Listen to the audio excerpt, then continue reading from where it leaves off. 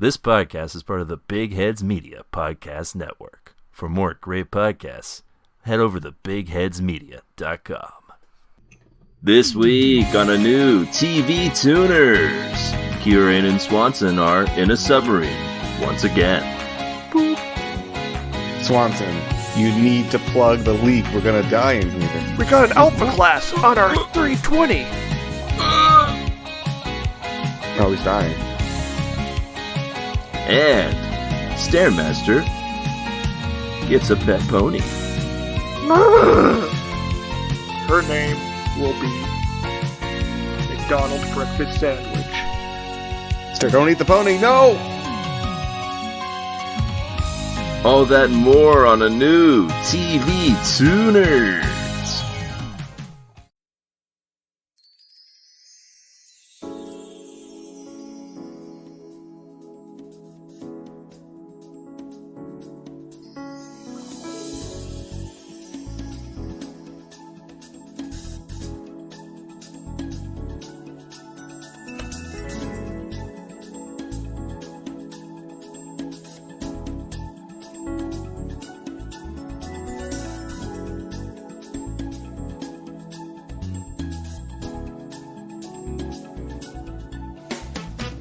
Hi there, folks, and welcome to TV Tuners.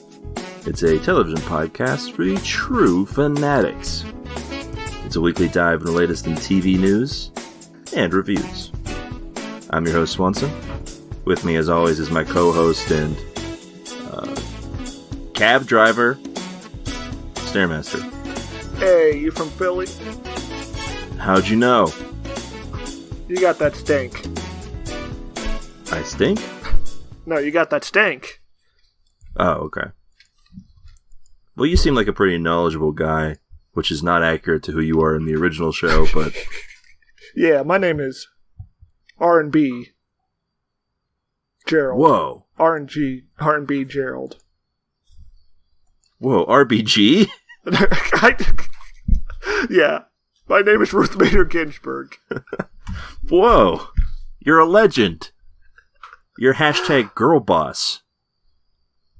Yeah, now I need to go officiate a wedding. See you later. Alright, bye.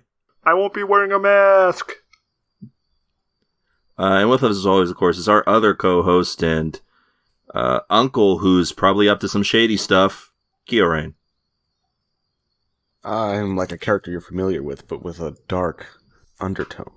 And sort of What? sexier, but not really sexy enough. He's completely different from the original, which has to be on purpose, I imagine. I'm slim and strong. And I look nothing do not alike, even eat. though most of the other people actually look somewhat like the people that they're portraying. I do not eat pies. I do not have a joy for the pleasures, the earthly pleasures. Which is, yeah, that's true, because the Uncle Phil in the original show did love earthly pleasures. I do not partake in flesh.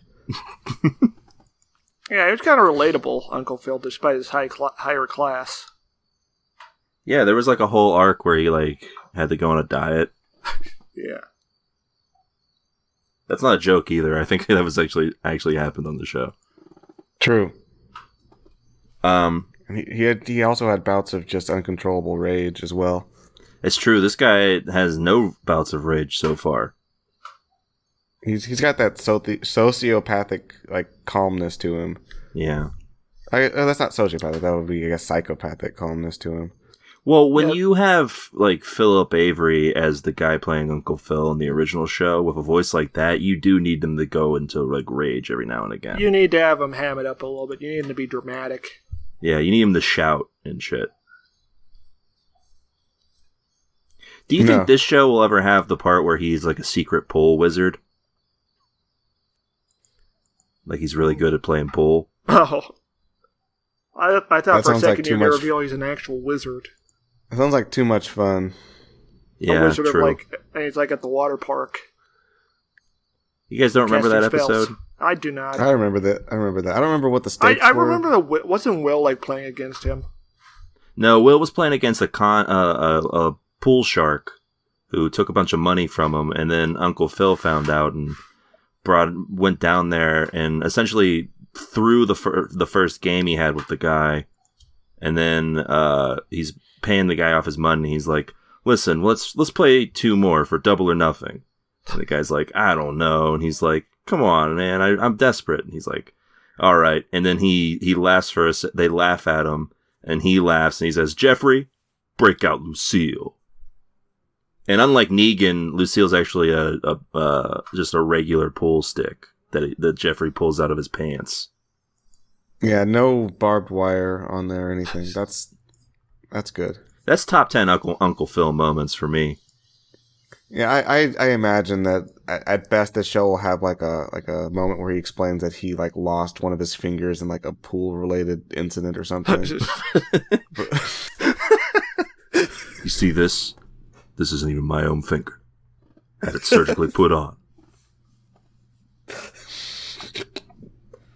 He takes off his glove that he's wearing for the first time in the show. Yeah. Uncle Phil, you got a prosthetic? Always have. What if he has Anyway, a cannon for a hand like Guts from Berserk? That'd be shocking considering that he seems to have 2 hands in this. He takes off his glove that he's not worn yet for this entire show, and revealing that he has a cannon for it. Yeah, and he shoots Will's dad with it. Like the guy who is clearly going to show up and try and cause trouble for Will, like the guy he gets into the fight with, he shows up and Uncle Phil's like, "Will, I'll handle this." And he pulls out, he reveals his cannon arm. Yeah. They can't catch you holding if your arm is the weapon. Swanson, I'm not laughing at that because I'm upset that that's better than what this show could ever do. Well, welcome to TV Tuners for another week. Back with a main ep after some Buy Me a Coffee episodes. That's crazy. It's crazy stuff. Wild stuff. And hey, listen, if you like what you're hearing so far, and you're like, well, I have some questions, perhaps some comments, a concern, a quip, a foresight, otherwise, well, you could send any of those to us, and we'll read them here, aloud on the podcast. You're joking. No, I don't think so. No, this is 100% serious. We'll read it. Swanson, like, you don't play with fire like that. People are going to start sending in emails like crazy. Well, all you gotta do is go into your email of choice and send any of those over to tvtunerspodcast@gmail.com. What's that email, Kyorain? It was like it was television related. I know that much. It was like Circuit City, Nevada, at whitehouse.gov. Yeah. That's right. You can be like Geo, who sent us this email. Goodness. No subject. Let's say we're all camping out at the yearly TVT backwoods getaway. Nice and cozy in the old log cabin Swanson's great-grandpa built out of TVs. It's late at night, and we hear a sketchy knock at the door, and then an inhuman cackle. No. Yeah? What's a log cabin built out of TVs? Can you explain that? That would be a TV cabin. It looks like a log cabin, but it is built out of old TVs. It would be a TV cabin. Sorry for interrupting. I understand completely now, and I'm not upset. So I imagine it's those old TVs that have like the wood paneling on them. Oh. It's late at night, and we hear a sketchy knock at the door, and then an inhuman cackle. Who goes outside to check what the fuck that was? Stare. Yeah, I was gonna say. This is an interesting question, actually, because I think Stare would wait. Then when no one does go and do it, Stare would like make a big deal about going to do it, but then would not make it to the door. Well, yeah, I'd be killed before I made it to the door. Whatever's on the other side. See, I just thought that like you would go to the door and be like, all right, I'm going to open it. I'm going to do it. And then a pitchfork, like, just comes through the door and gets me in the head. And you die completely like silently, like No, I'm like, and you're just watching in horror. And then the creature leaves. I mean, if you're making noises, I'd be watching and just Yeah, no, I think it kills the rest of you too, and that's just like the cold open to a horror movie about some different, more attractive people. See, my thought was that Stare would be like heading towards the door, then like I'm gonna do it. Then he like doesn't, and Keo says, "Fine, since Stare wants to be a chicken, I'll go do it." And he like cracks the door open just a little bit, and then says, "Yeah, see nothing," and then closes it again. I would do that, and then I would then tell Stare to go out there to check it out for real. I'd be like, "Let's get the gun," and you'd be like, "No, we can't let Stairmaster have the gun," and it'd be a whole thing. That's true. We would probably be grappling for the gun, Yeah. fighting over it, tossing it around, playing chicken with it. Yeah. And I would just be hanging out. I'm not opening that door. You'd just be watching TV. Probably one of the TVs from the cabin. Yeah. They would all be on like the architect room from The Matrix Reloaded. Yeah, they'd all be on, and they'd all be playing reruns of Frasier. They'd all be playing me, expressing various emotions. They'd all be playing you getting murdered. I'm just picturing like a whole wall of Stairmasters just simultaneously face palming, but with slightly different frames. Like so, it's like a cascade of face palm happening. Yeah, it makes you think. About what? Anyway, thanks for that email, Gio. All right. Well, email, of course, is not the only way to get at us. There is other methods if you are into the dark corners of the web. Or have a cell phone. If you're on Twitter.com. You can reach Swanson at 224 789 Ooh. 46821. He got it. Well, a lot of phone numbers going on here tonight. Yeah, that might be someone's real number. Who knows? Call it and find out. Don't. You can head over to Twitter.com and you can find us there. It's at TV Tuners, and it's filled with great TV content. Oh? Allegedly, Stairmaster's behind it now because we don't have any interns.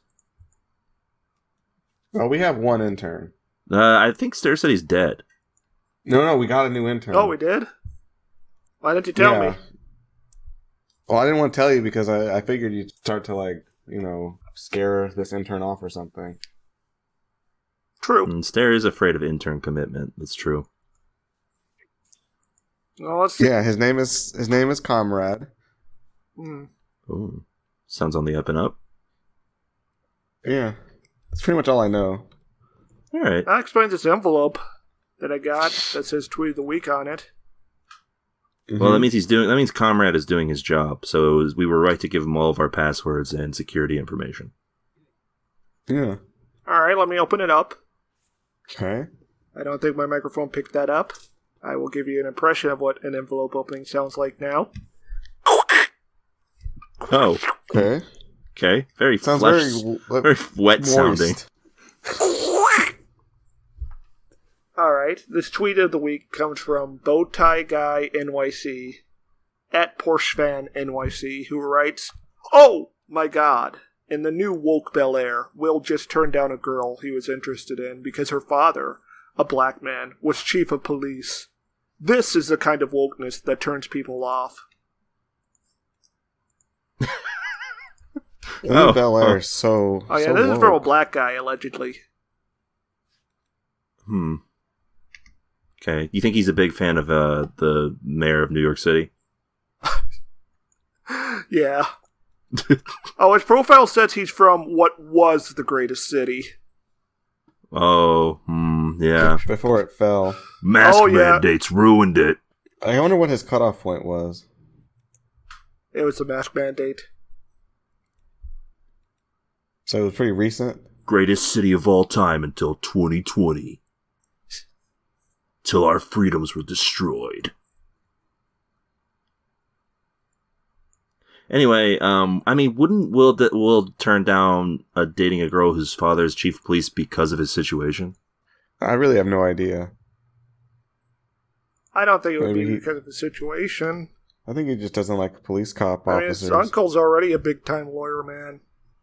Yeah, what isn't he running for district attorney? Yeah. Is that what it was? Yeah, that's how you know he's up to some shady shit, because there can't be like a district attorney who's just like good. Maybe he is a good guy, and maybe someone's gonna splash acid on half of his face. Right now in I think it's LA, the district attorney is like currently they're trying to recall him because he's being too nice to criminals. Oh, big mistake. Gotta be meaner to criminals. Tougher on crime. It's what the people want. We need to have more people in the prisons right now. That's the problem. Look, you walk around these prisons, empty. Empty prisons. What are we building these for if we're not going to fill them completely with people? Yeah, when I go to a prison, I expect max capacity.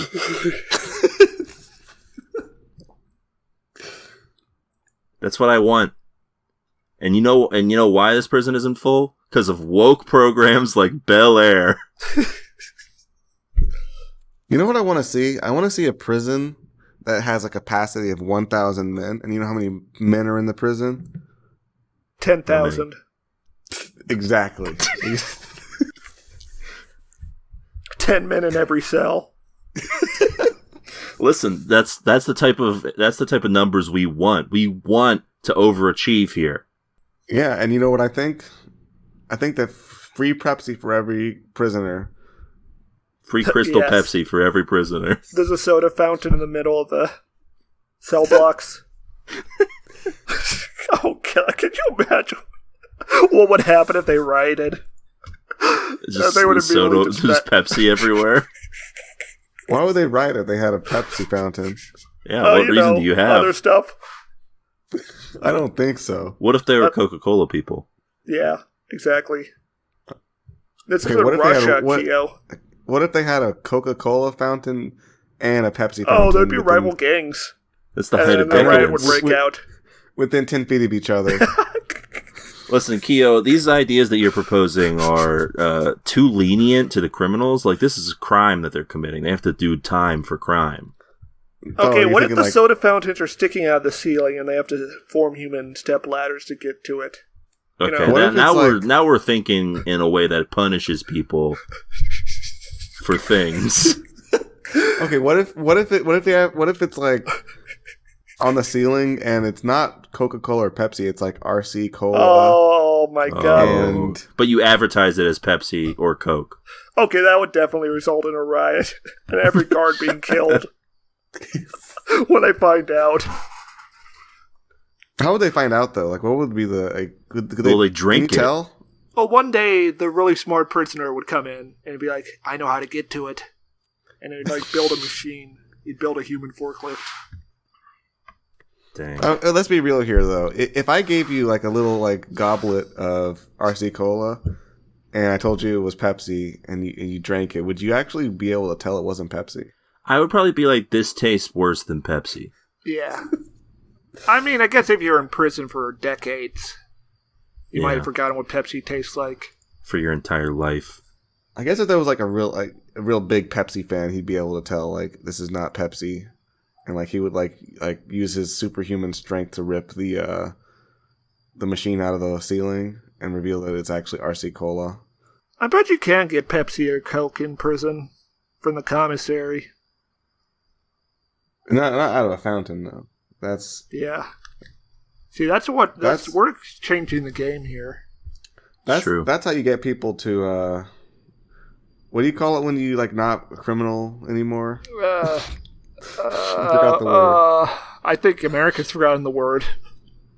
I think I rehabilitate. Rehabilitate. Yeah, we pretty much banned that word. No, yeah, that's not what prisons are for, Keo. What are you talking about? Yeah. What are they? We punish you when you're in and then when you're out. What if there's a way? What if there's like a hallway that just leads out of the prison, but there's traps? Okay. And also, it's being filmed and broadcast on live television. Is this like a Jigsaw prison? A little bit. Is this something you've watched before, Ster? No. I don't mean like a movie. I mean like something you've literally just watched. No, I've not seen a secret game show prison. I'm saying that might be a great way to, solve the prison capacity issues. I think getting the numbers up or down, whatever you please. When this surfaces during your presidential run, this is really going to cause I'm going to be running on this when I'm going for presidents. Yeah. This is what I'm going to do with all the landlords. Our prison capacity problems there, as established, is that there's not enough people in the prisons. Oh yeah, people want to go to prison to compete on the game show because there will be prizes. Besides your freedom. Anyway, I'm tuning out on this tweet, not because I disagree with it. I agree with it completely. Bel-Air is too woke. I just feel like this tweet should also point out that Bel-Air promotes CRT. Oh?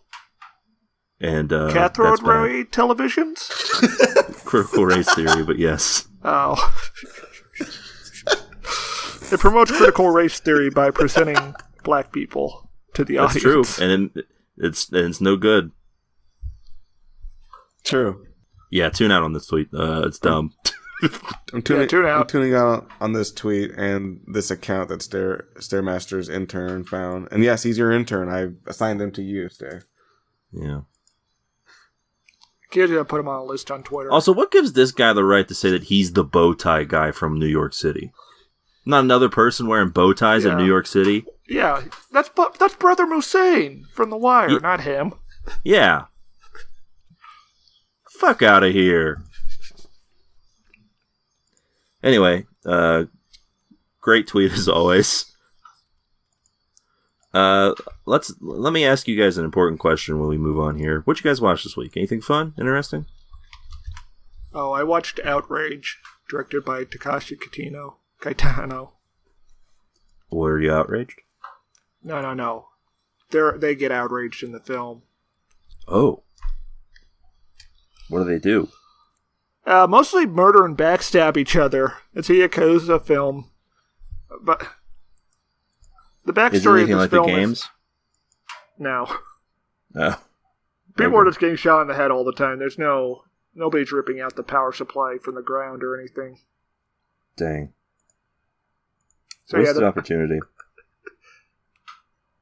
It's interesting because Takashi Kitano was kind of doing these artsy things, but they all bombed at the box office, so he just made a movie about gangsters killing each other. And it did really well. I'm happy when things go well for people. Yeah, and then he made Beyond Outrage, which I also watched, and Outrage Coda. So like they're at this point they're like so angry that they don't know what the next phase is. Yeah, the director plays one of the mobsters, and he's getting increasingly pissed off and grumpy throughout the films. Solid watch. Solid tune in. Also, I watched Don't Look Up, or at least I tried to. Uh-oh. I couldn't get through an hour of that movie. Yeah, I've heard it was bad. What movie? Sorry. Don't Look Up. Oh, that's the name of the movie. Okay. Yeah. Yeah. You're supposed to not look up at the screen. It's a challenge. But I'm saying you shouldn't look up this movie. Yeah, that's what I thought you were saying. I wasn't listening properly. Now, it was a bold move for them to make a comedy where you want to murder every character with a machete. Is that what you call bold nowadays? Bad. Bad. I feel like we've watched shows like that and did not enjoy them because nobody was likable. Yeah, but also this is like a message movie. Yeah, this is a movie about global warming. Where it's like, why won't anyone take global warming seriously? That's a good question. I mean, the critique is on point, but still, I hate everyone in the movie, and it was just painful for me to watch, considering. Yeah, we'll see. We'll see if I make it through that movie when I eventually try to watch it. Anything else there? No. All right. I don't know if I watched anything major. I'm going to go ahead and say I don't think I have a whole lot. Wow, that's crazy. For once, I was really off his game. He's slacking. We're going to catch him lacking one of these days.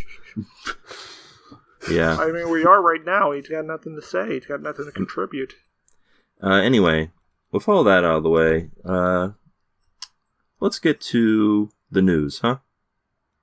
Well, what happened? Oh, lots of stuff happened. Take this for example. Announcement to make.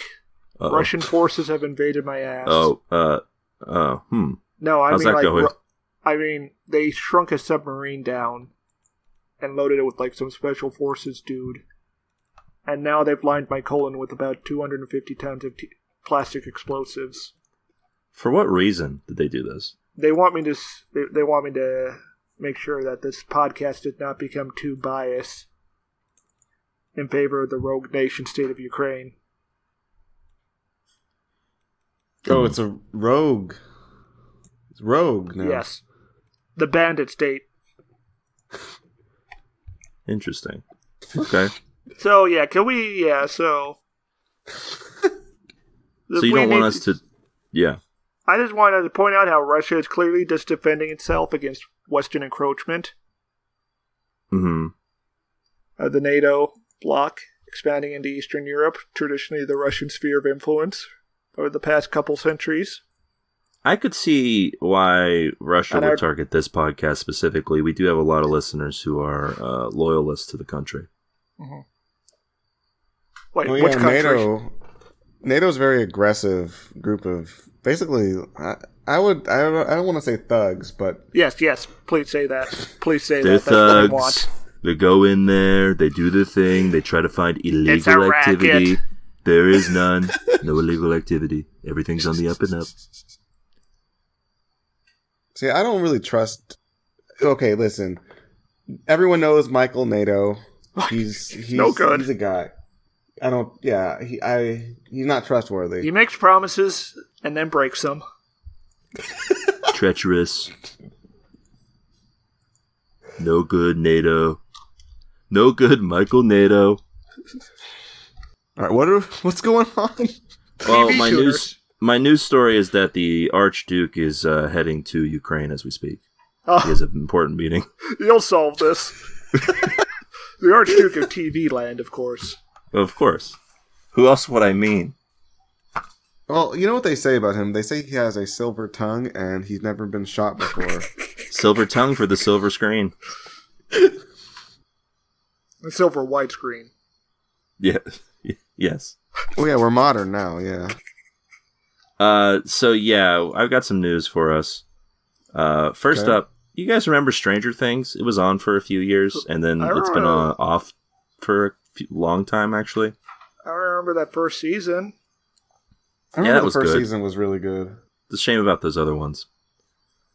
Well, as Netflix continues to remind people that the fourth season is eventually coming out soon, it has renewed the show for a fifth and final season.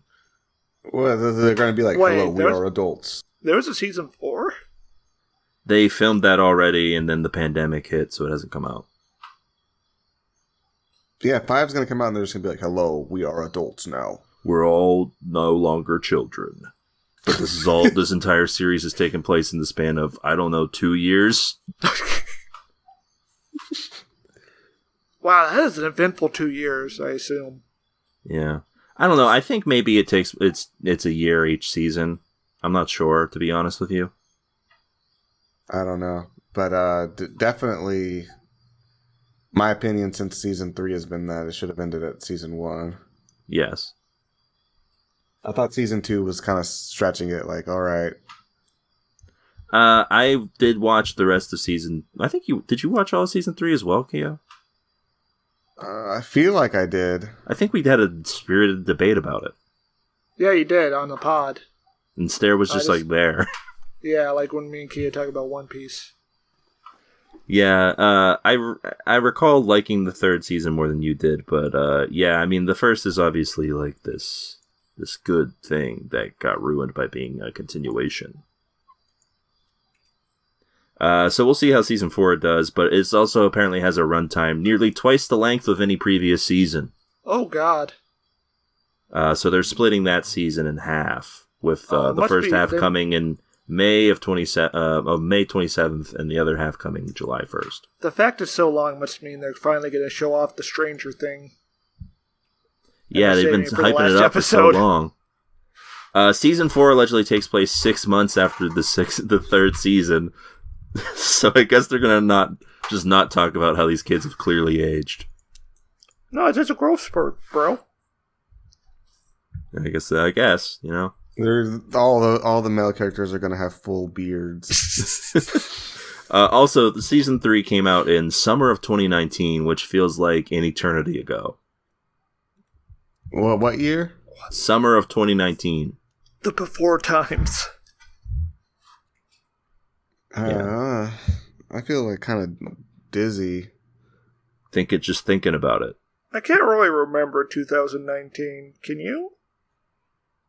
It was a good year for the most part, all things considered. Oh, yeah, I watched Dragon Ball Super Broly that year. Yeah. That was good.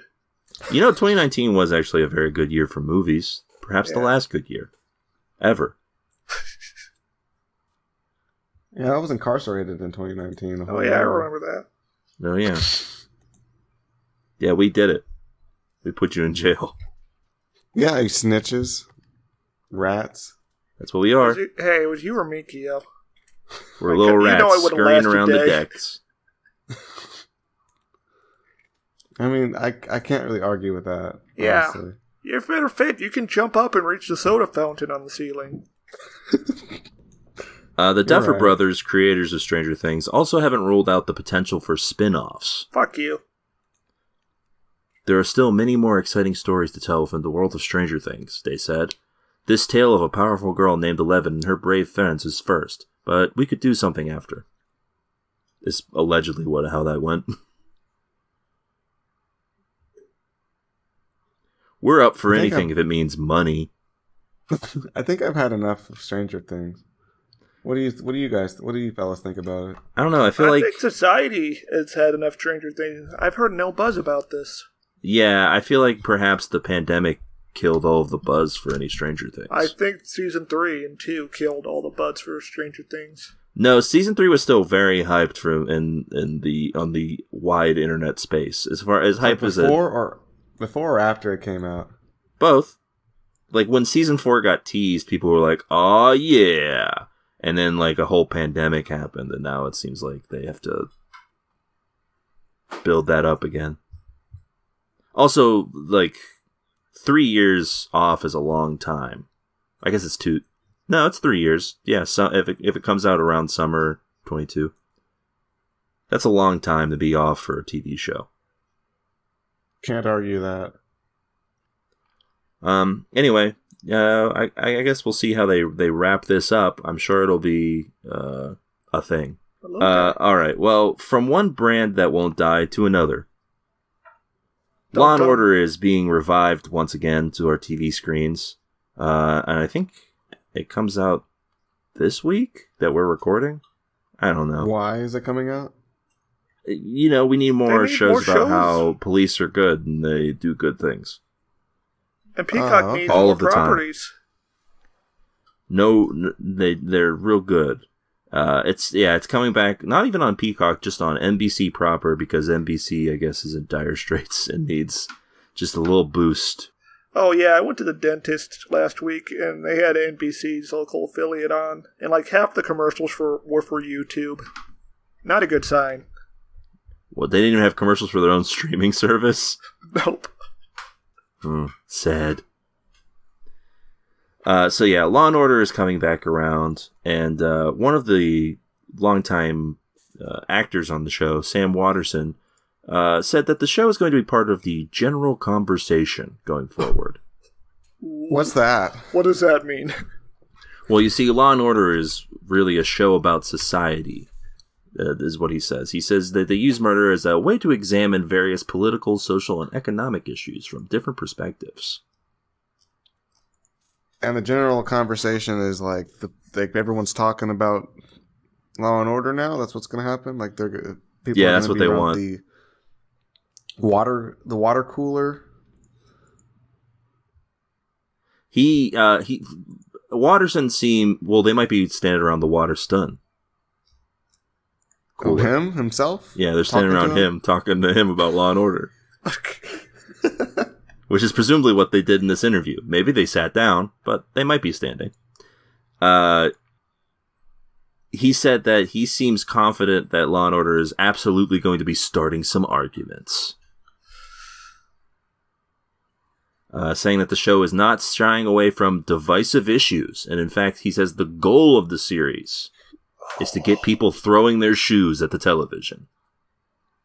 Oh, no. Like, they supposed to disagree with the show? Like, I guess they're supposed to be so mad they're throwing their shoe. Like that guy did to NBC's George Bush the one time. We're going to get to see the Law and Order George Floyd episode. Oh, God. Yeah, I don't know what that could mean, but I feel like it's not good. Like, maybe it means, like, there's, like, a corrupt cop or something, but, like... Or, like, a cop shoots somebody and faces no repercussions. But that can't be right. That can't be something they put on NBC. He says he's so sorry. Yeah, and they believe him. He said he won't do it again. And then next week he does it again. Every week. Based off a true story. But also, here's my main thing with the throwing your shoes at the television thing. Does the average person wear shoes while watching TV in their living room? Yes. Yes, one thing. This is why I get so mad at you guys, because you don't read the results of the TV Tuners yearly survey, where we ask these kind of questions. The answer is yes. 89% of television watchers they get dressed up to watch the TV, including shoes. How dressed up are we talking? Like they're going out for a night on the town? Yeah, like but it's Tinseltown? Okay, let me get the exact numbers. Okay? All right. 13% dress for like as if they were going for a walk outside, like just for exercise.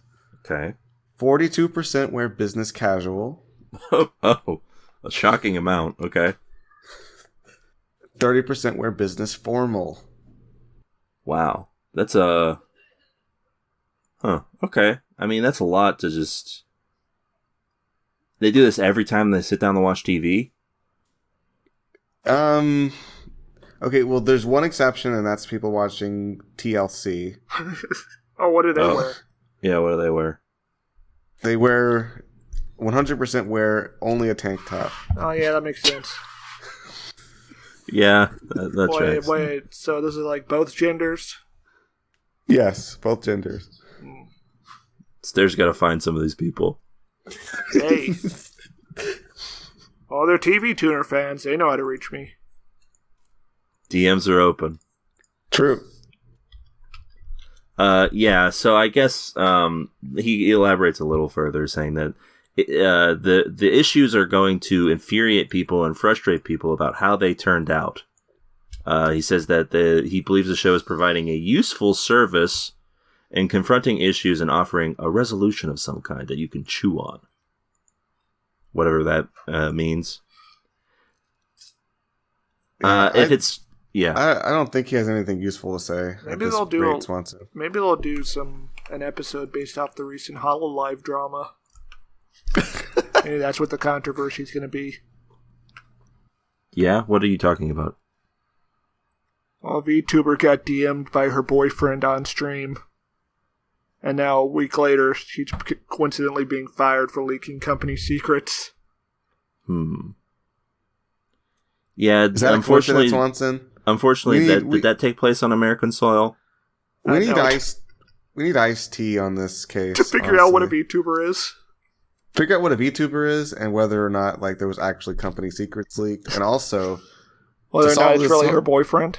Yeah, and solve all these. Basically, solve all the problems. You mean to tell me that somebody streams video games, but it's not their face?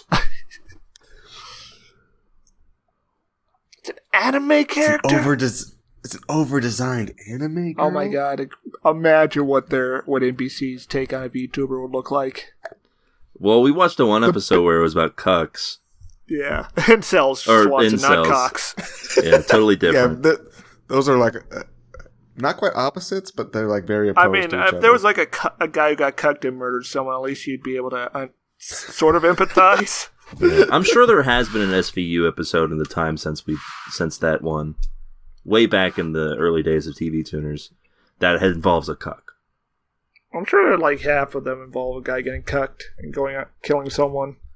What about a guy who got cuckolded and then like became an incel as a result? Oh, yeah, that's a villain origin story if I ever heard one. What about a guy who got cucked and became a better person as a result? It grows from it. And it's just boring. Oh, okay. That's like an HBO drama. No one wants that. This summer on HBO, cuck. Wait, wasn't there already a movie called Cuck? Probably. And it was about a Redditor guy, a 4chan guy going on a shooting spree. That doesn't sound like a lot of fun. Who do we put in the role of cuck for this HBO series? John Hamm. Because it has to be someone you can't believe would be cucked, but... Yeah. It's William Dafoe. Wait, no, you would probably make it believable with his acting. William Dafoe should be the guy doing the cucking. Yeah, that'd be And he's funny. like a rival. Like they learn to like each other. Or maybe it's Tom Cruise. What if it was Robert Downey Jr. and he like puts his hand to his chest in shock and says, "I've been cuckolded." Well, you guys are suggesting people who would definitely not agree to do a show called Cuck. Michael By which I Douglas. mean Tom Cruise and Robert Downey Jr. The moment you tell Tom Cruise that he's going to be in a thing called Cucked or Cuck, I feel like he's out. It can't be Cuck because there's already a movie by that name. Okay, Cucked. ED. What if it's a movie called Cucky? It's about Sonic's friend, the little chicken. Yeah. Alright, better It's movie. nothing to do with this topic. Yeah, it's just a Paramount. It's just one of the spin-offs. And he's They voiced by announced. William Dafoe. Yeah. I'm Okay. your friend, Sonic. Okay, guys that HBO could conceivably get, maybe like Lance Reddick could play the guy who cucks someone. Okay. Oh Yeah. my. I cooked your girlfriend. McNulty. You'd like it? Yeah, let's just cast McNulty as the cuck. As the Dominic cuck. West. Okay, yeah, I could buy that. I cooked your girlfriend. Did you I like feel it? like Dominic West is like a little bit old for a guy who gets cucked, though. Well, Lance Riddick's also a little bit old for a guy doing the But, cucking. African Americans age well. Yeah, I guess. Yeah, less sun damage to the Yes. skin machines. It's true. Anyway, it remains to be seen whether or not Law & Order is actually going to confront real-life police issues of any sort, or just use it as like an easy cheat for some more propaganda. But It's going to be about know, Russia. It's just gonna be like, wow, these people are disgusting. We're gonna investigate what they're doing. Wow, Yeah. her boyfriend's a VTuber too? And she sold $200 engagement rings to her fans? I guess the murder was justified. Case dismissed. Anyway, the series That's apparently crazy. returns on February 24th, which is actually when we're recording this. So, Yeah. congratulations to Law & Order. Airing as we speak. Do you think they're Yeah. mad about the Ukraine situation? Completely misdirecting the conversation. Yeah, No, I'm because sure the first Dick episode Wolf is is furious. He's going to Ukraine as we speak. First episode is about a Russian murderer. Yeah, named Vlad. Who...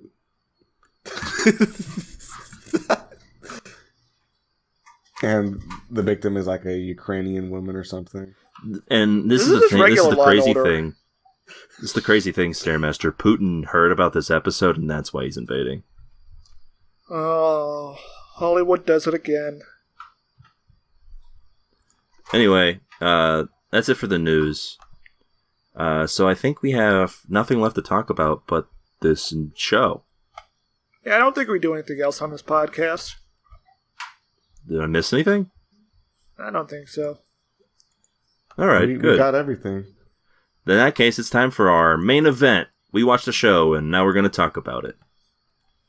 Bel-Air is a dramatic retelling of The Fresh Prince of Bel-Air that follows Will Smith's complicated journey from the streets of West Philadelphia to the gated mansions of Bel-Air. Oh boy. There, he finds the secrets that await him. Did Bel-Air give you the life that you dreamed of, or did it send you back to West Philadelphia where you were born and raised?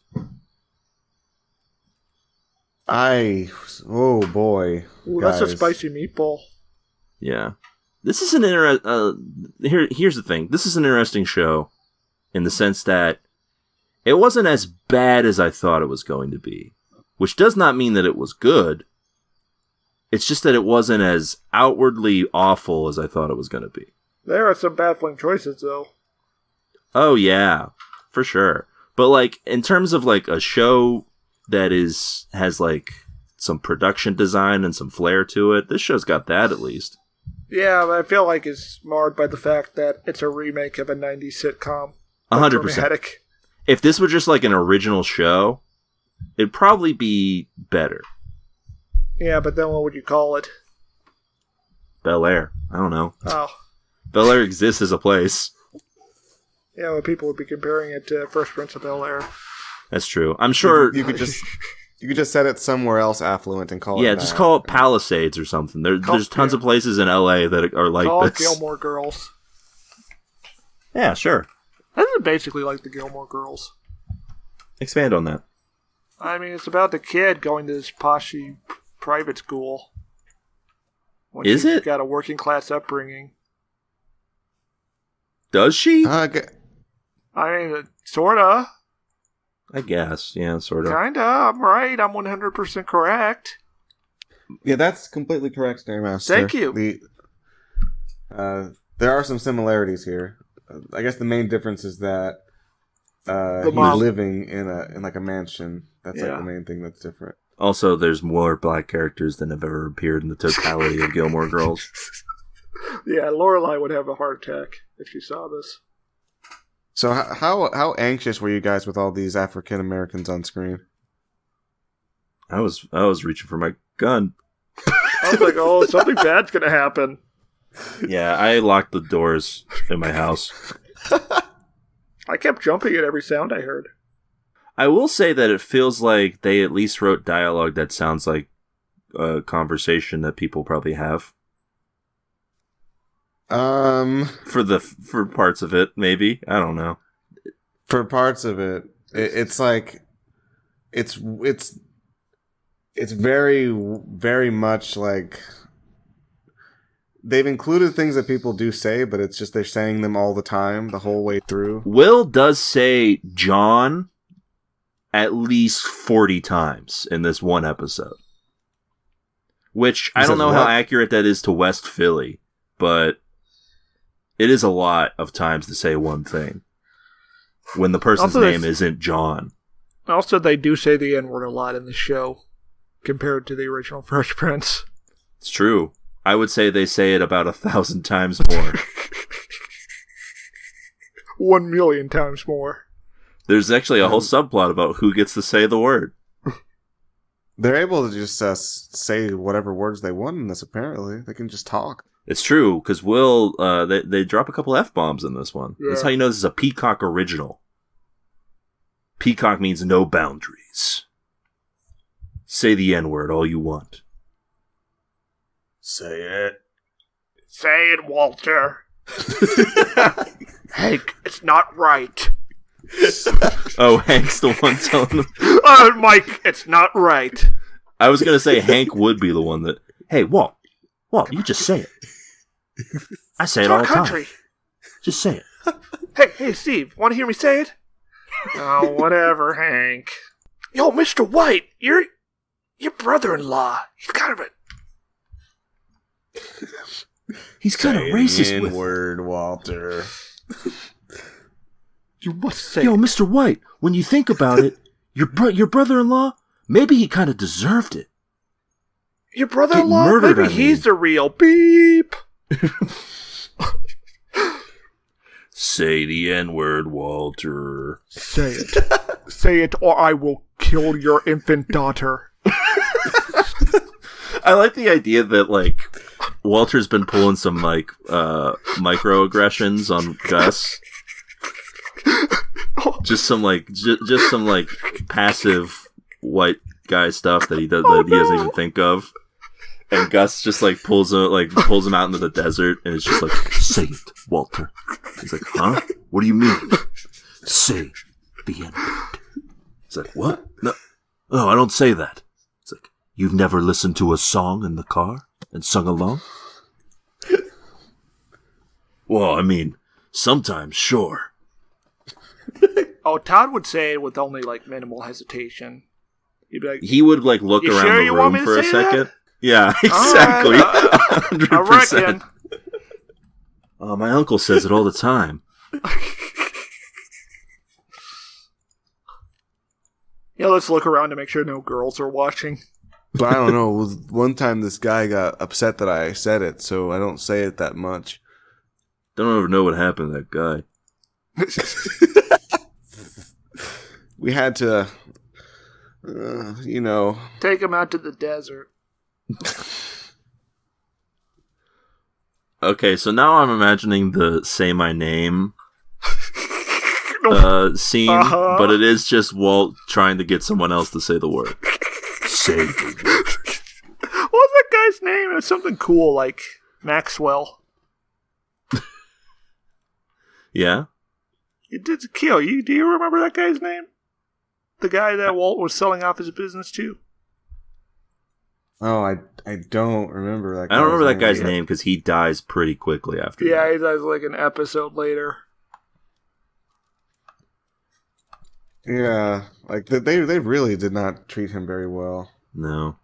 Yeah, we're too lazy to look it up on the Breaking Bad. So But I'm just imagining them having like a contract negotiation and Walt's just like, I don't do business with someone who doesn't say the word.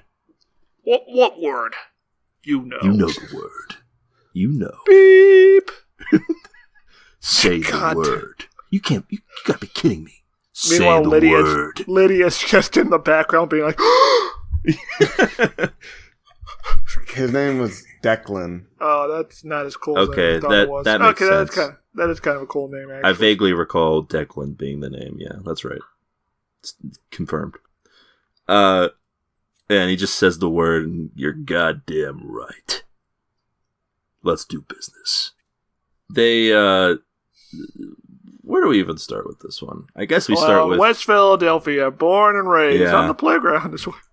Can we start with the music of this show? Yeah, Can we start with the prophetic there- dream sequence? Yeah, well, he had... Well, let's start with the music first, because that is actually something that I wanted to discuss. There's objectively, as far as I can tell, 20 different songs in this one episode. Yeah, I have a theory about that. Okay. Well, we've I watched think a they couple went to- shows that do this. I think they went to Spotify and then hit rap music and copy and pasted the tracks there. I mean, you're and not then wrong. And then when they were mixing the episode, they were just like, man, this is kind of boring. So let's just play the music really loud over this scene. Yeah, I don't know. There's objectively, like, the music budget has to be, like, the primary source of what they're spending their money on here. I assume it's marketing. Yeah, they're gonna, like, use all of the rap songs on Spotify. Yeah. They've partnered with SoundCloud to promote, like, the No, I just top meant- 20 rappers on SoundCloud. I just meant that they probably spent their budget on marketing for most things. Sorry. Oh. Did they market this a lot? Yeah, probably. I well, mean, we it's a, kind of it- shut it- ourselves out of most advertising revenues.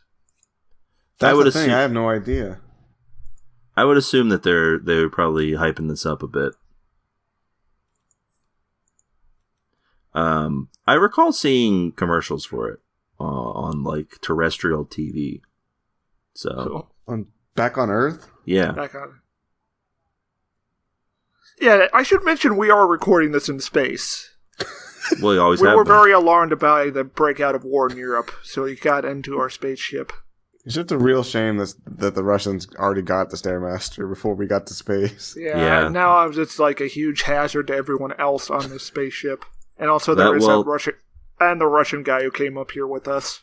Well, you know what they say, that Putin, he's a genius. Yeah, he's a great guy. I'd kiss him if he wasn't heterosexual. Deeply. Well, and Sarah, I don't think you want to say that even. Like, isn't Russia like pretty anti-gay in general? I would kiss him if I was his wife. There you go. And you were a woman. And I was his woman wife.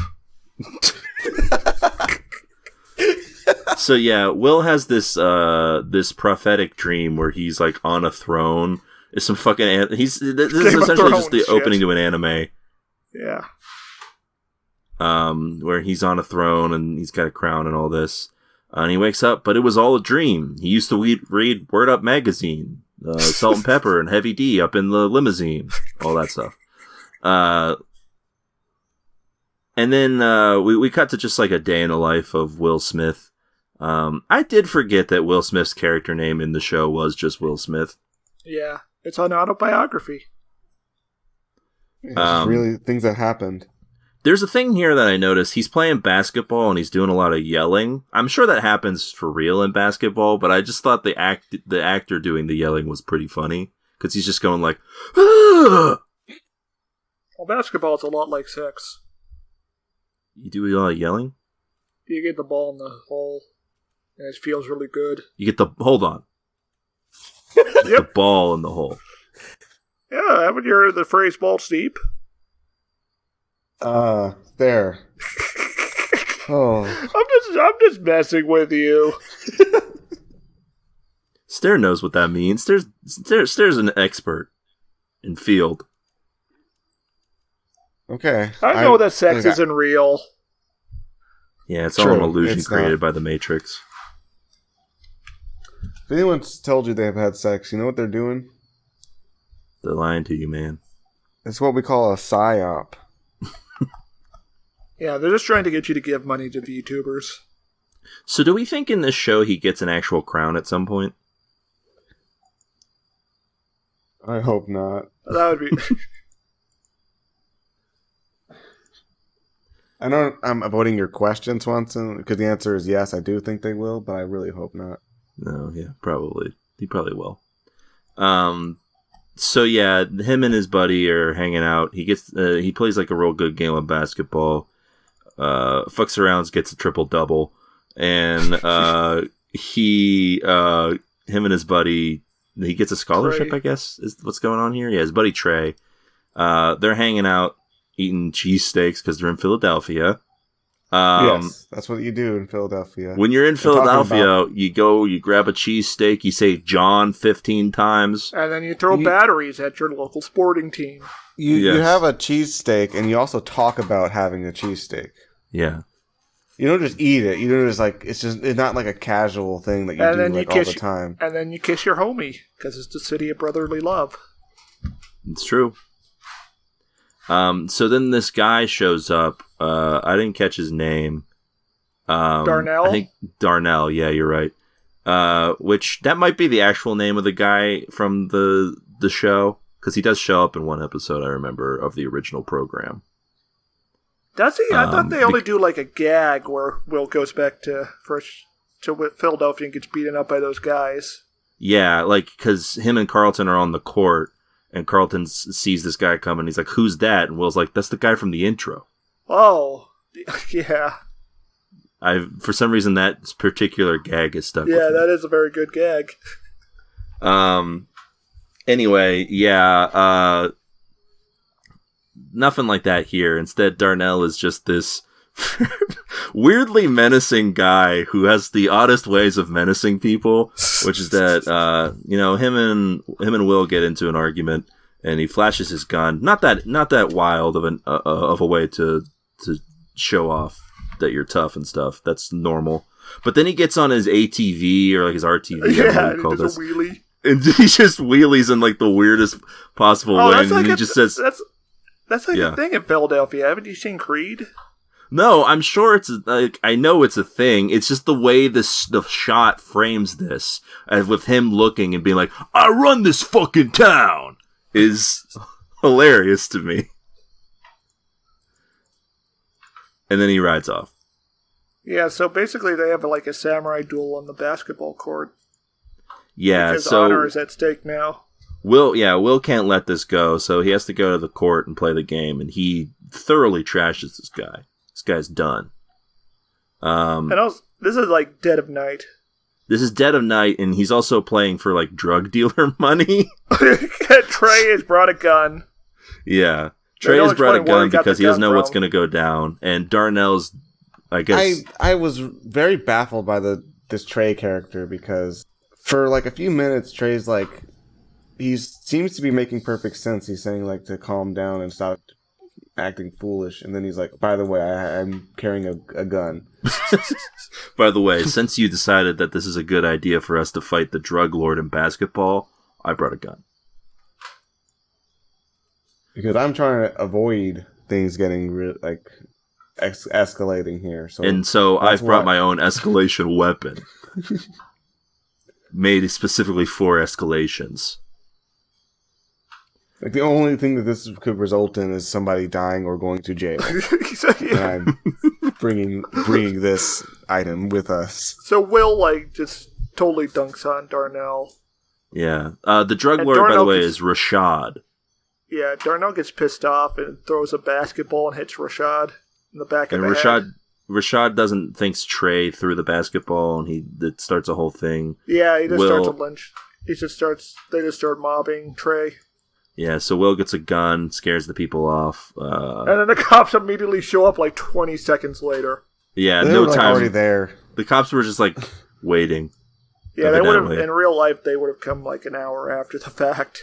Yes. They would have come an hour after the fact and shot the first person they saw. Yeah, no one got shot at all in the situation, which is very surprising. Yeah. It should have been he should have gone out like a guy in a John Woo film. Just squibs everywhere. Police unloading onto him. Exactly. Him and Rashad both get arrested. There's this really hilarious shot to me where it zooms in on Rashad as he's just essentially saying with hand motions that he's going to kill Will. But it's like the least menacing thing. I don't know, it just looked kind of goofy to me. Yeah, I can't take this guy seriously, honestly. Yeah. I think it's the beard. There's something about the facial structure and beard combo of this man that means that I can't take him seriously as a threat. He did seem a little I think it's young. also just how rushed this whole conflict is. It's just like they crammed it in there. It's funny because it feels more rushed in It feels more rushed than the theme song. Yes. The original. It takes longer and yet feels more rushed somehow. So he gets out of jail. His mom's sending him off to LA, to Bel-Air. Yeah, this is immediately after they get out of the jailhouse. She drives to the airport. Yeah. She apparently seems to even know who Rashad is, because I guess he's just the local drug lord. I guess he's like the Avon Barksdale of the fucking West Philly. Oh yeah, this neighborhood that Will Smith lives in doesn't even seem to be that destitute to justify all the drug violence going on, implied drug violence. We get to see his house at the start of the episode. It's clearly a 2-bedroom house. Yeah, I don't know. I feel like it's very spacious. Yeah. I think that we might chalk that down to production design, just not knowing how to make houses that look like bad places to live. There wasn't very much care put into making this first sequence believable, really, at all. No. I don't think. It seemed like maybe they had 2 whole days to film in Philadelphia. Because they are, for a brief part, filming in actual Philadelphia. So I guess kudos to that. But also, it did feel like they were like, all right, we've got 2 days to film everything we need in this city. Because so like they failed to get. I don't know if they wanted us to be attached to that location, but I wasn't. I didn't care that he was leaving. no, I was like, all Bel-Air right, looked cool. a lot nicer. So yeah, he's Because they went out of their way to make it show like he was like thriving in this city, but then like jeopardizing it for no reason at the same time. Yeah, because I thought the thing was, it didn't seem like he had very much prospects in the original show. No. He had like, I think that was, I don't think he had like any chilling was prospects how he at all. spent most of his days. Yeah, chilling out, maxing, relaxing, all cool. Yeah, no. In this one, he's a star athlete. Is just and everyone wants his dick. Straight A student. Women are hitting on him in front of his mother. Yeah, which is not what happens to Will Smith in the original show. The canonical show. He's pretty much begging for pussy in that show. And receiving none. Devastating. So, so he's back. He's in Bel-Air now. He goes to Bel-Air, and it's just like, let's meet all the characters. Let's go. Let's meet him. Look, let's talk to him. Here's the guy. Hey, here's Jazz. He's a cab driver now. He's the cab driver. Get it? Like the guy from the intro. All right, let's have a bonding moment where him and Will look at this really bad CGI landscape of LA. Yeah, what fucking airport did Will get off at? Didn't he say LAX? Yeah, LAX is not that far from downtown, I thought. And the Bob Hope Airport is in North Hollywood. I don't know. I don't know how you miss the ride that you're getting. I mean, LAX isn't particularly close to downtown. It looks like they're way north of LA, like almost by San Bernardino. So Jazz is the cab driver. They have a moment together looking out at a bad landscape of LA. Yeah, they have a bonding moment, I guess. Why did they do this? I don't know. Couldn't it just be that he had a friend from this area called Jazz? No. He's got to be a fish out of water, Swanson. I guess. They never specifically say this on the show, but my thought was always that Jazz was Will's like weed dealer. Yeah, they have that kind of thing going on. What's up with this? Yeah. With this cab, what is he? What year is this? And who? He's a mythical figure, I think. Yeah, like he just picks up random people. Was he go to the airport and be like, "Hey, you missed your ride? $100. I'll take you wherever." I'm not affiliated with any rideshare group, by the way, so I'm on the up and up. Did Jazz drive him all the way from West Philadelphia to Bel-Air, like in the theme song? No. No, of course not. The theme song said he drove? No, he flies, I think, in the theme song. There is a verse about his plane ride, but it's usually not in the actual TV opening. They usually cut that for time. Yeah, but it is canonical that he took a plane ride. He took a plane ride there. No, I think you're right. Taxi. The bill would be astronomical. Even by 90s standards. No, this cab was rare. Huh. Well, maybe that's the case, is Jazz is like a rare cab driver. Yeah. Okay, that's starting to make some sense. Yeah. So we get introduced to Jeffrey, who, as is pointed out by the show itself, does sort of sound like Idris Elba. He gives off some Fixer vibes. Much like the actual show, they should focus more on Jeffrey in this. This should actually just be a spin-off about Jeffrey. Like how they did that show where Alfred is like doing stuff. like when Batman, like in the World War II, like it's Alfred, and before he's Batman's butler. I want Jeffrey before he's the Banks family butler. There's a show called Butler about a black guy, a Jamaican by way of Britain. No, it's about Alfred. Guy. That Butler. Well, yeah, they did a show with Alfred called Pennyworth. Oh. That I remember us talking about. Butler? Still? Yeah, it's called Butler. But, like, I want that with Jeffrey. Can we get that? Make it yourself, Swanson. They could call it Karate Guy. Okay. So, yeah, we get introduced to the whole crew. Aunt Viv is here. And typical to how she was in the actual show, she gets barely any screen time. We get introduced to Hillary. She's a social media influencer now. And I guess a really good chef for some reason. Yeah, the social media part is on point for Hillary. Yeah, that tracks, actually. And I don't know, the social media stuff was actually not as cringeworthy as you would expect. So I guess good on that. They seem to have at least one writer who's under the age of 32. 40. Yeah, under the age of 40. Get introduced to Ashley. She exists like she does in the show, which is that she's the youngest. Yeah, I forgot Ashley existed until I watched this. Yeah. Same. Well, I remember in later seasons she becomes like a singer. What?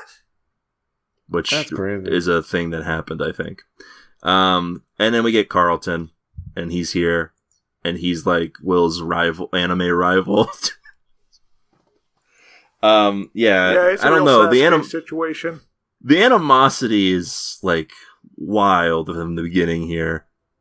Like I remember early season Fresh Prince, they played up the animosity, but like this is a whole other level. Immediately from the word jump, Carlton is like, "You suck. I hate you, Will.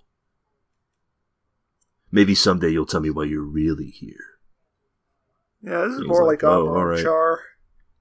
Also, we find out later that the lady that Will is hitting on at this party is Carlton's ex. Yeah, it's just like Amuro and Char. It's true. Yeah. So you think this lady Lisa is going to get killed? Could have been a mother figure? Oh, yeah. Carlton's just like, Lisa could have been a mother figure than me. Will's like, a mother figure? And they both yeah. Sent across the time stream. Maybe. All his Uncle Phil is like watching from a distance. Yeah. Because Uncle Phil is definitely the bright Noah of this. Yes. Yeah, 100% in every possible way you could think of. Okay, no more Gundam talk. So, hold on, one more Gundam talk. Who's Jazz? Jazz would be like he would be Kai. Yeah, okay. That makes sense. Sure, right. I agree. So anyway, we get introduced to Uncle Phil. He is he's a lawyer guy. He seems like there's something going on with him that's not up front. There's like a mystery element with Uncle Phil here. I feel like they definitely cast like a completely different version of Uncle Phil just to make sure that there were no comparisons with the original, right? Yeah. Because all the other characters look somewhat similar, at least in terms of like... Well, this Jeffrey's a bit more threatening. That is true. Yeah, this Jeffrey looks more jacked than the other one. He's definitely going to hurt someone.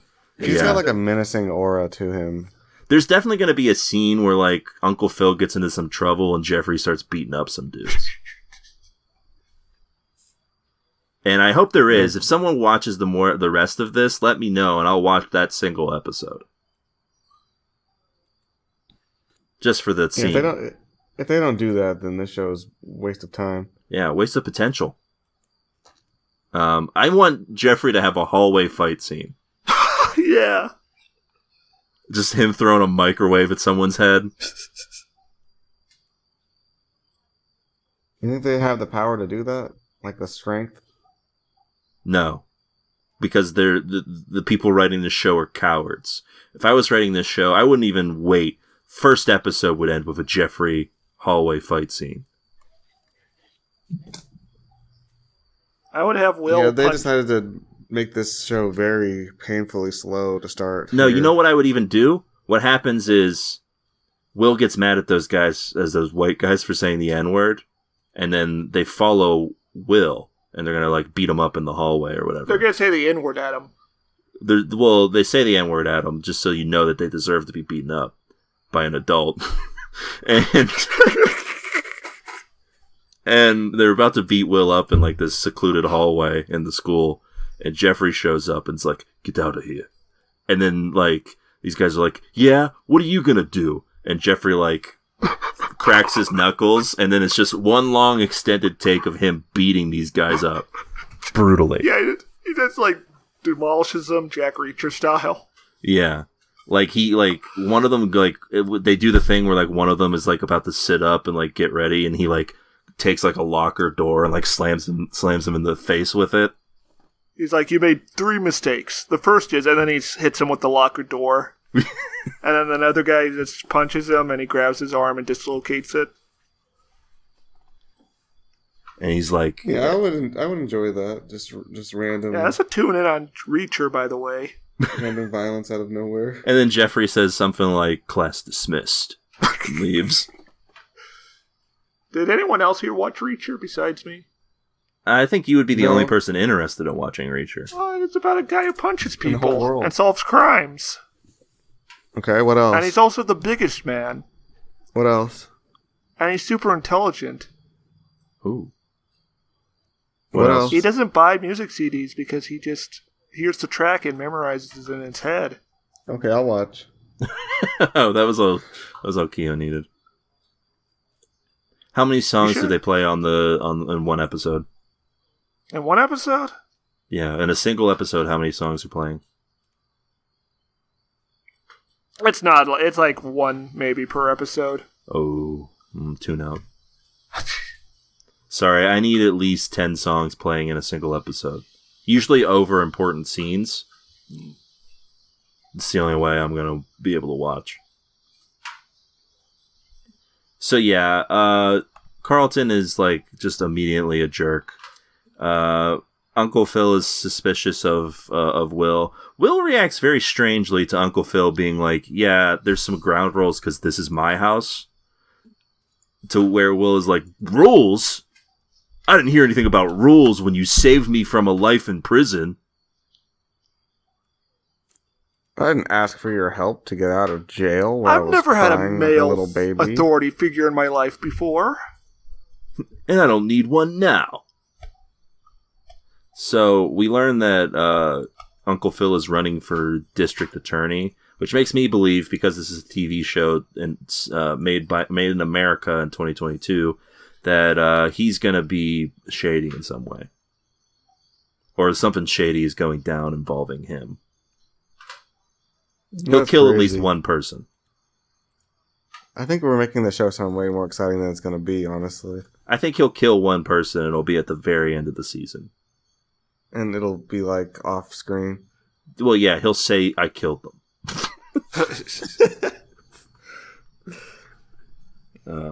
But if I was Kill writing this Will. show, you know what would happen? He'd kill someone kill Kingpin Will? style. Oh, by just brutally crushing their skull with something? Yeah. And everyone would just be Okay. like, "Whoa, Uncle Phil's legit." Will gets a call from Trey where Trey's like, "Yo, man, the shot's looking for you. They said they're Also- gonna kill me. They're gonna kill me." And Will's like, "Don't worry, I got a plan to solve this. I'm gonna call my friend Jazz, my new friend that I just made today, and I'm gonna escape from this place now, right this second." And then he's like immediately caught.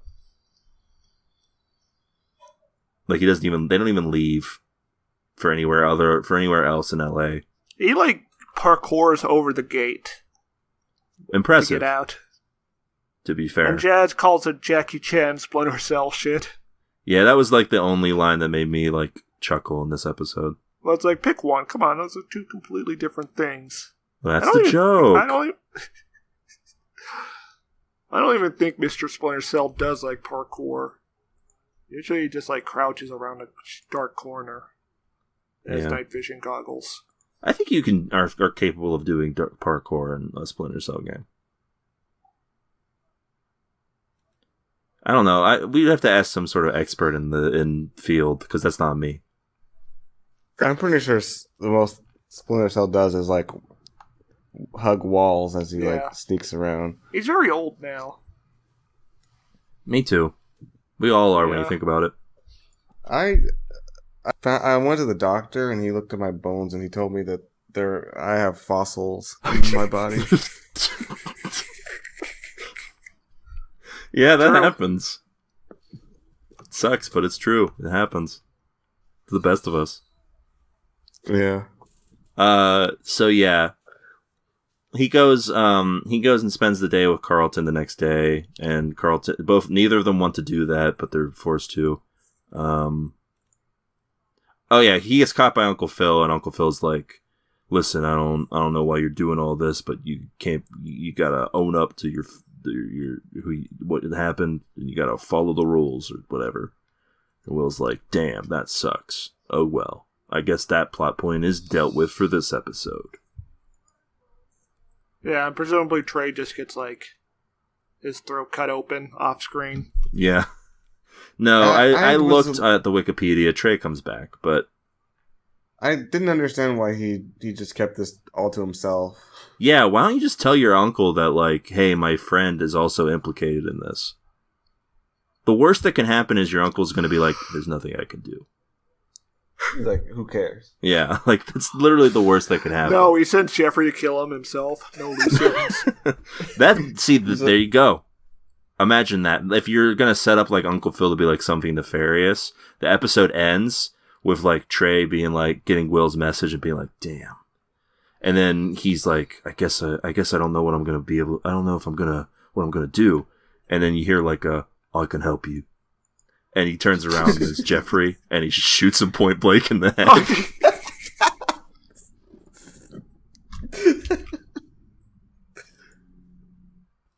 And then, like, he makes a quick phone call to Uncle Phil, and he's just like, he said, like, the code word. He was like, blueberry pie.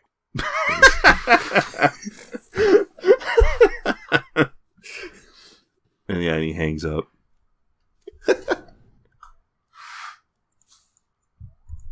So, yeah, it cuts to Uncle Phil, and he lets out a sigh of relief and straightens his tie or something. He breaks his Better phone show. in half. Better show. Carlton's going to play lacrosse, and he's like, yeah, do whatever. I don't really care. Just meet me at, like, 3 after I'm done practicing. Yeah, this school seems very lax. I don't think this is an actual school day. It seems like, Japanese school on the weekend where everyone's just hanging out at club. Yeah. So this is my favorite part here, not just because of the conversation that happens, but because when Will first walks in and sees these white guys singing this song and saying the N-word, Carlton is just in the center of them dancing. Which is, a little, it's pretty funny. And he comes in and he's like, yo, what the fuck? Why are these people? You can't say that word. And this white guy's like, I just did.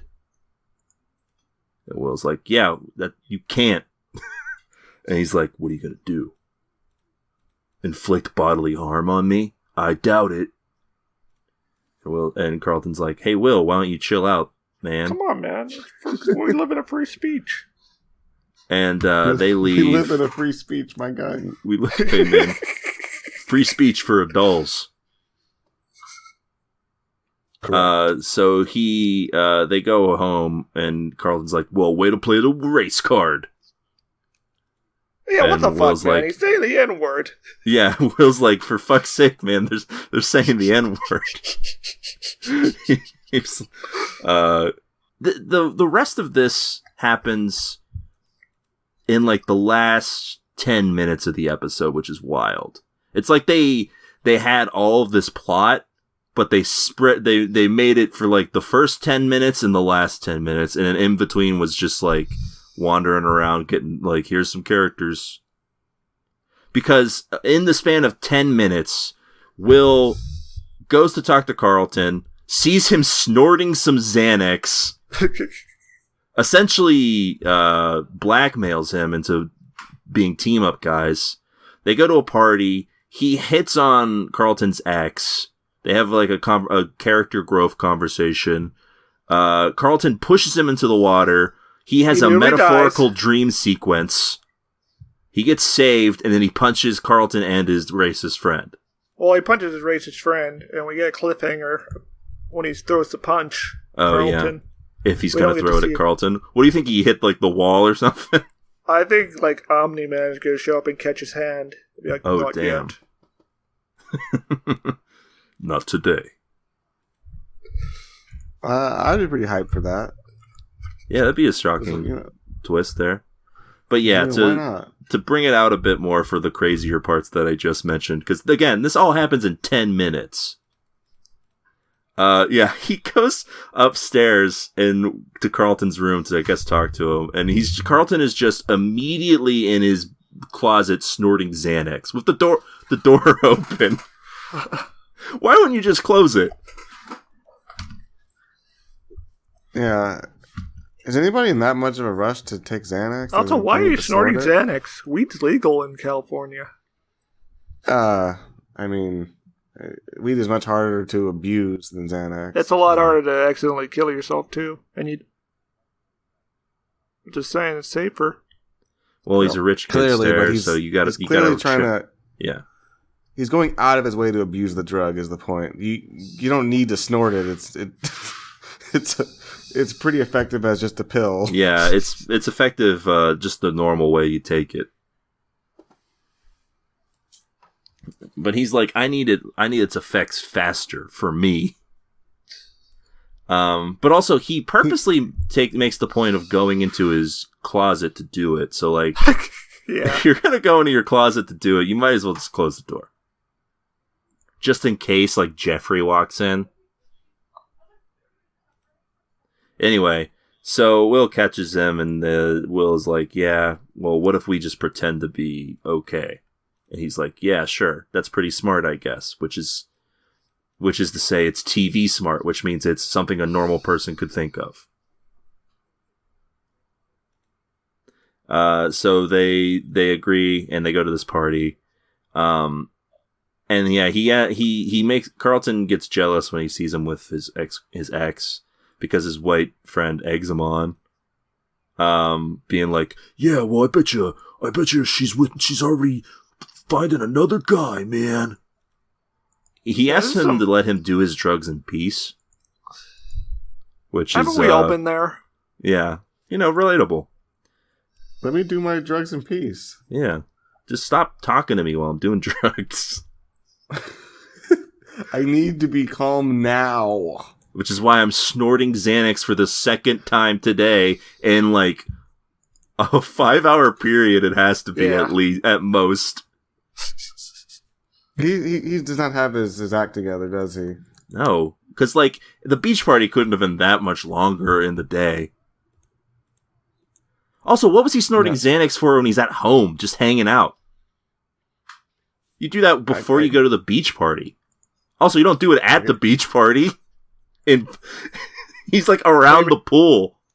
Yeah, this isn't even a beach party, it's a pool party. Why doesn't he get sleepy? True. I don't know. Yeah, he should have just been doing Adderall or something. Shouldn't he have been chill if he was like taking a high amount of... Okay. Yeah, I guess Sarah's right. If because what happens is he gets like real heated and like hyper, which is not what happens when you take something like Xanax. Yeah. So Sarah's right. He should be taking something like Adderall. Yeah. It's like somebody gets shot with tranquilizers and they get like extremely energetic or something. Yeah. It doesn't. So he pushes Will into the water, and Will gets this sequence where he's just like floating in this chasm. It's so metaphorical. There's lots of metaphors in there. Yeah, it's And he even sees the crown floating in the water, and he tries to grab it. What the fuck is this crown even supposed to be? That's because he wears a crown in the intro of the original show. Yeah, but he's the Fresh Prince, not the Fresh King. Princes wear crowns. They shouldn't. They wear crowns to signify that they are princes. They're like less regal crowns. Okay, but True. what does it mean, him getting a... But does this mean he's going to become king? If he's getting a crown? Well, yeah, that's probably usually the long... shorthand. That's the long myth arc, is that he becomes king of Bel-Air. But what does that mean? He rules Bel-Air with an iron fist. Oh, so it's like the Book of Boba Fett. He's going to become the drug lord that rules with respect. Yeah, he rules. Jesse, I'm going to rule this town with respect, not fear. Mr. White, that's the stupidest thing I ever heard.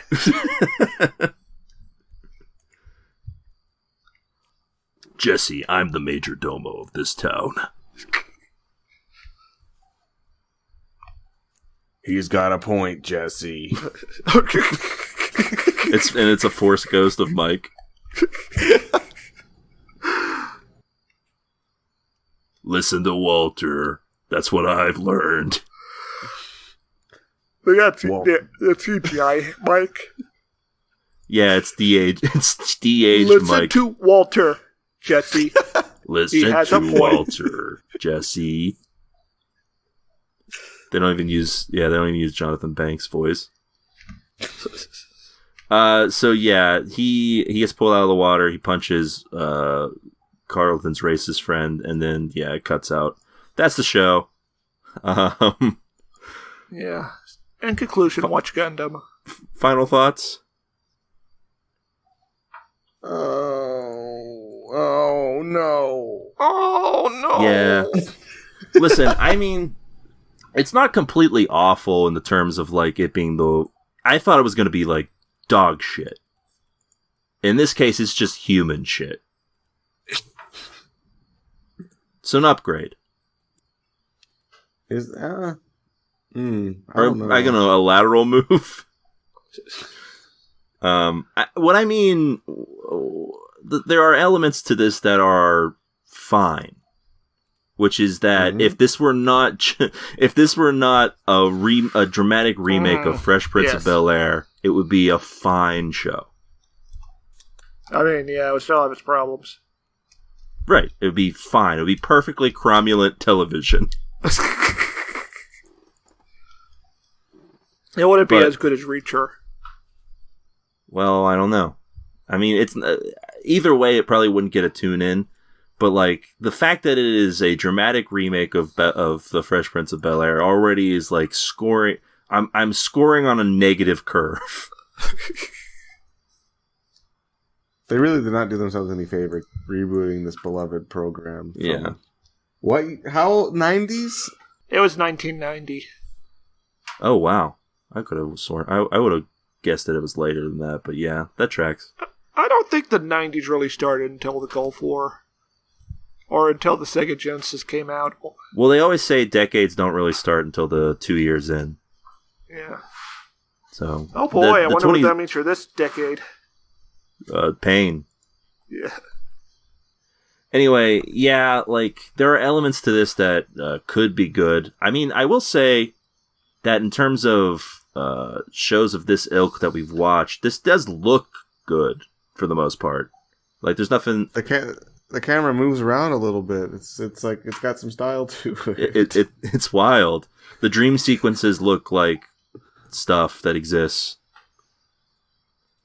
I mean, it's a weird show in general, and I kind of want to give it like just a very small point just for embracing slight weirdness.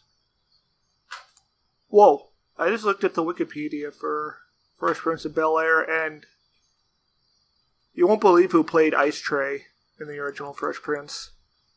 Ice Tray? Yeah, Mr. Don Cheadle. Who's Ice Tray? Will's friend, Trey. Oh, Trey. Okay. Yeah, his name is Ice Tray. Oh, okay. I don't remember that, but I'm sure it's a thing. Yeah, that's it's real. Don Cheadle. All right. Yeah, Good on Don Cheadle. Also, Evander Holyfield showed up in an episode. Yeah, that makes sense. Malcolm Jamal Warner also shows up in an episode, so good on him. To play himself, but later he plays Ashley's friend, or Hillary's boyfriend. Yeah. So that means there's a guy who looks exactly like Malcolm Jamal Warner, but isn't Malcolm Jamal Warner in the Fresh Prince universe. Yeah, that tracks. Oprah Winfrey was in an episode. Isn't this fun, Keo? You okay? Isn't this fun? Donald Trump was in an episode. Yeah, I remember that. I don't. Yeah. No way. I think he has an interaction with Jeffrey, even. Oh my god. Jaleel White was in an episode as Ashley's boyfriend. What? I'm assuming he was just like sexy Jaleel White, and not like Steve Urkel. Sexy Jaleel White. Yeah, Stefan. Stefan Urkel. No, he was Sonic the Hedgehog. Whoa, Ashley, it's way past cool to be your boyfriend. Sonic would say this. Yeah, I would guess that, I don't know what I was going to say. Anyway, this show's not very, I don't know. This show overall is not good. It's a tune out. The end. Tune out. Tune out. So that's a tune out for Bel-Air. And that'll about do it for this week's episode of the show. Next week, we're going back to our Buy Me a Coffee episodes, starting our sad, lonely trek through live-action Cowboy Bebop. Oh, fuck you. Fuck me, I didn't request it. You're making me do this. Someone paid us to watch it. Let's not go into this with a negative attitude. I don't know a thing about it other than my people dad liked complaining about it. Well, hey, speaking of already going in with a negative curve like Bel-Air, it's like double for this one. So we'll see what we think of that next week. And of course, as always, if you want to request a bonus episode, all you gotta do, go over to buymeacoffee.com/TVTuners. A single coffee gets you a single episode for us to discuss. And until then, we'll be back next week with more TV goodness. Until then, see you, Space Cowboy. It's over. I found him. Oh, hey folks, time for the TV Tuners Fact of the Week. Did you know that Stairmaster is actually the Prince of Bel-Air? That's right.